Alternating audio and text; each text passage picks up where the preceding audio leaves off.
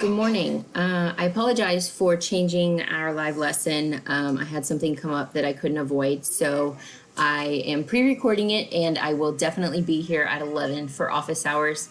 I hope to see you guys there so we can get y'all all through the lessons for this week and get everybody up to 8 complete lessons. For this week, the new lessons are proportional concepts, unit rates on graphs, and then today's, which is independent, dependent quantities. A little vocabulary that is not new to you, you should have seen it in 6th grade, is the independent variable, a variable whose value does not depend on another value. It's the value that we can change. We can determine how many hours we drive. We can determine how long we go for a walk. We can determine how long you rent a jet ski. We can change that kind of thing. Dependent variable is the one that changes because of whatever the X value is. So that's like how much money you make at work. Your hours is the independent and the dependent is the amount of money you make. The rate of change is how they are affecting each other. The equation is y equals mx plus b. Your y is your dependent variable. Your x is your independent variable. Your m is your rate of change, and we're not really going to worry about the b right now. In a table, the x value is your independent variable. It's the one that we can change. So in this scenario, time is our independent variable because we can determine how long we drive, and the y is the distance.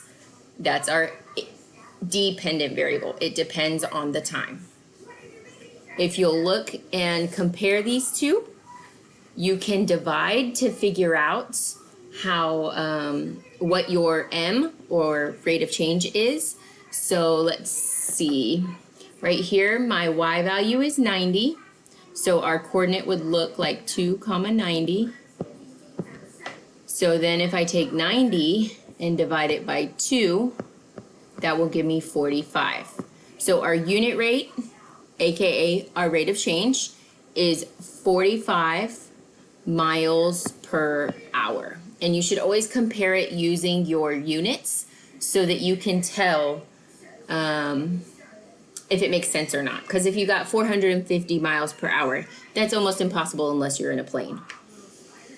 Down here, we have a horizontal table. It's still comparing time, this time to gallons. I assume they're filling something up or watering flowers or something like that because it's increasing. Each time you're increasing by 5 in the gallons and you're increasing by 1 in the minutes. So our rate of change is 5/1, also known as 5 gallons per minute. Okay. On a graph, it's similar. You just need to get your coordinates off of the graph. So see here my coordinates in the graph. They even labeled them for me. And they gave me 9, 6, 6, 4, 3, 2.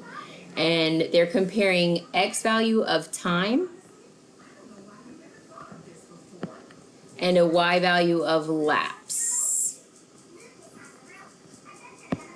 So if I wanted to work backwards and see kind of how I could get to a unit rate here, I need to get my x value to 1, which in order to get my x value to 1, I would have to go down 3. I can tell that it's below, it's less than 1, but it's definitely greater than 0.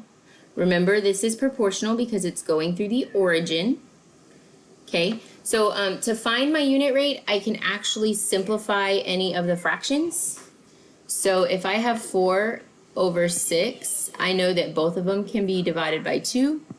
divided by 2, and that will give me 2 over 3. That doesn't simplify anymore, so my unit rate here, or my rate of change here, is 2 laps in 3 minutes.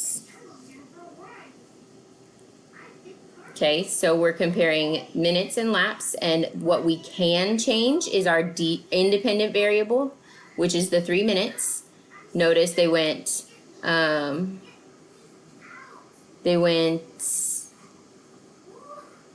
6 minutes for 4 laps, 9 minutes for 6 laps, and so on and so forth. So if I increase the time, then my laps increase. And then in a verbal situation, you just got to make it make sense. So a baker uses 2.5 cups of flour for each cake he bakes. So the number of cakes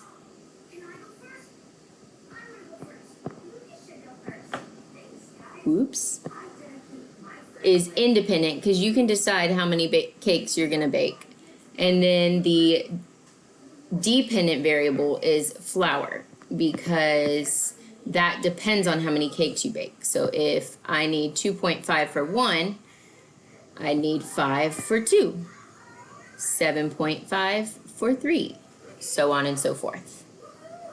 All right, get started on your lessons for the week. I'll see you in a few minutes at 11 a.m. and come to me with your questions.